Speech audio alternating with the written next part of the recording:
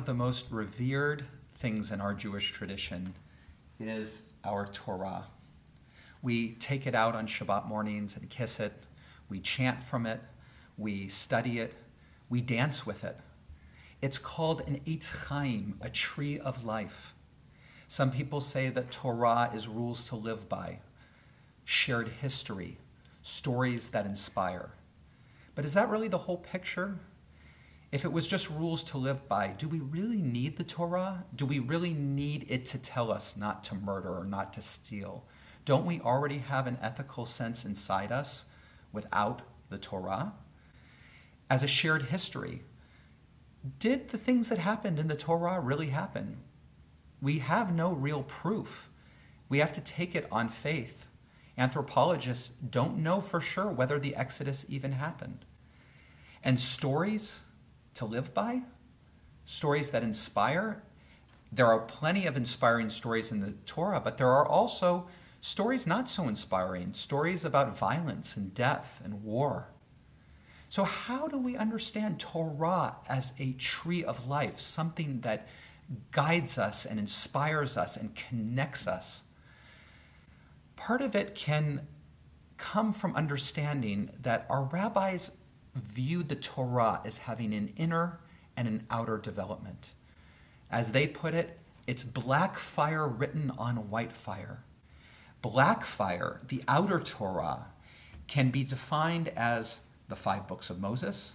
It can be defined as all of the oral tradition of Talmud and Midrash and even Jewish thinking and thought and that develops into modern times. Some people can look at Torah as being even modern rabbis or teachers. It's teaching. However, that's just the black fire. That's just the black words on the page. There's also the white fire, the space between, the inner Torah. The rabbis taught that God looked into the Torah and created the world. Looked into the Torah and created the world. Whatever this Torah that God looked into, it wasn't something that you can touch and smell and hold. It was something deeper. It was a blueprint for reality. It was something that reflects the deeper nature of the patterns that connect all of us, that we are a part of. And that if we were able to understand or taste more of that inner Torah, we would have a sense of who we are and what we're supposed to do here on this earth.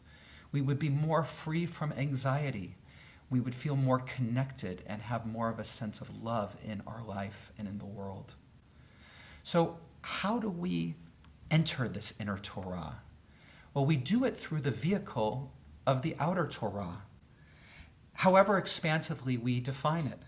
Without the outer Torah, the events in our life can have no meaning, context, culture, history. We need those stories to help frame not only who we are as a Jewish people, but who we are as humans. And the white fire can only be revealed in relationship to the black fire. But with only the black fire, all that would stay is a fossilized set of stories and teachings that don't necessarily apply to us.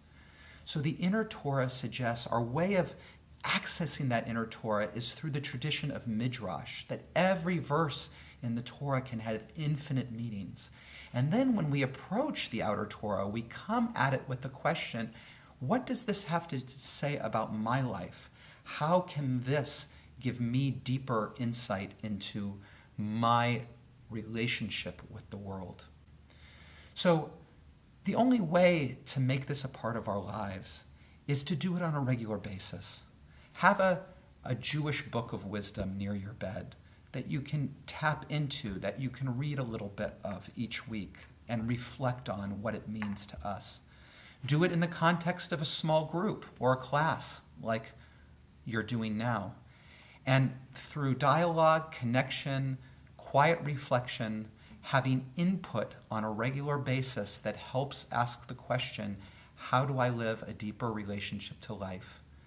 we will allow the Torah to truly be an Eitz Chaim, a tree of life.